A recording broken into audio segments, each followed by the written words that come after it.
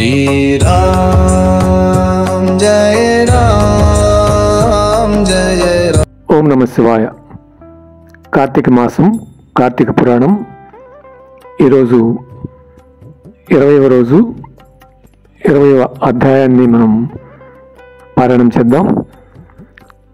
జనకుని కోరికపై వశిష్ఠుడు ఇంకా ఇలా చెప్పసాగాడు. ఓ మిథిల రాజ్య దౌర్యయ, ఈ కార్తీక మహత్యం గురించి అత్రి మహాముని మరియు అగస్త్యమునుల మధ్య జరిగిన సంవాదం తప్పనిసరిగా తెలుసుకోవాలి. ఒకనాడు అత్రి మహాముని అగస్త్యుడిని చూసి, కుంభ సంభవ, లోకత్రయోపకారం కోసం కార్తీక మహత్య బోధకమైన ఒకానొక హరికథను వినిపిస్తాను విను. వేదంతో సమానమైన ఒకానొక హరికథను వినిపిస్తాను విను. వేదంతో సమానమైన శాస్త్రం కానీ, ఆరోగ్యానికి ఈడైన ఆనందం కానీ, హరికి సాటి అయిన దైవం కానీ, కార్తీకంతో సమానమైన నెల కానీ లేవయ్యా. కార్తీక స్నాన దీపదానాలు, విష్ణు అర్చనల వలన సమస్త వాంఛలు సమకూరుతాయి. ముఖ్యంగా కలియుగ ప్రాణులు కేవలం విష్ణు భక్తి వలన మాత్రమే విజయ వివేక విజ్ఞాన యశోధన ప్రతిష్టా సంపత్తులను పొందగలుగుతారు. ఇందుకు సాక్షిభూతంగా పురంజయుడి ఇతిహాసాన్ని చెబుతారు. ఇప్పుడు నీకు నేను ఆ కథను చెబుతాను. త్రేతాయుగంలో సూర్యవంశ క్షత్రియుడు అయిన పురంజయుడు అనేవాడు అయోధ్యను పరిపాలించేవాడు.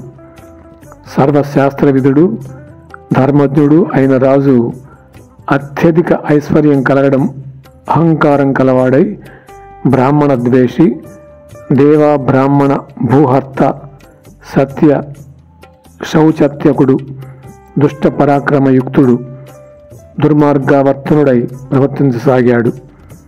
దాని ద్వారా అతని ధర్మబలం నశించడంతో సామంతులైన కాంభోజ కురుజాదులు అనేక మంది ఏకమై చతురంగ బలాలతో వచ్చి అయోధ్యను చుట్టుముట్టించారు. ఈ వార్త తెలిసిన పురంజయుడు కూడా బలమదంతో శత్రువులతో తలపడేందుకు సిద్ధమయ్యాడు. పెద్ద పెద్ద చక్రాలున్నది, ప్రకాశించేది, జెండాతో అలంకరించబడినది, అనేక యుద్ధాలలో విజయం సాధించినది, చక్కటి గుర్రాలు పూజించినది, తమ సూర్యవంశ అన్యవమైనది అయిన రథాన్ని అధిరోహించి సాది, విషాది, రథి, పత్తి అనబడే 4 రకాల సేనా బలగంతో నగరం నుంచి వెలువడి చుట్టుముడిన శత్రుమూకలపై విరుచుకుపడ్డాడు అని ఇంతవరకు మాత్రమే ఈ అధ్యాయంలో మనకి అత్రి మహర్షులు వారు అగస్త్యుడికి ఈ కథని ఇంతవరకు చెప్పారు. ఈ అధ్యాయంలో 20వ అధ్యాయము సమాప్త. 20వ రోజు పారాయణము బహుళ పంచమి సమాప్త. మరొక అధ్యాయాన్ని, 21వ అధ్యాయాన్ని రేపు మనం పారాయణం చేద్దాం. అందరికీ ధన్యవాదాలు. ఓం నమ శివాయ.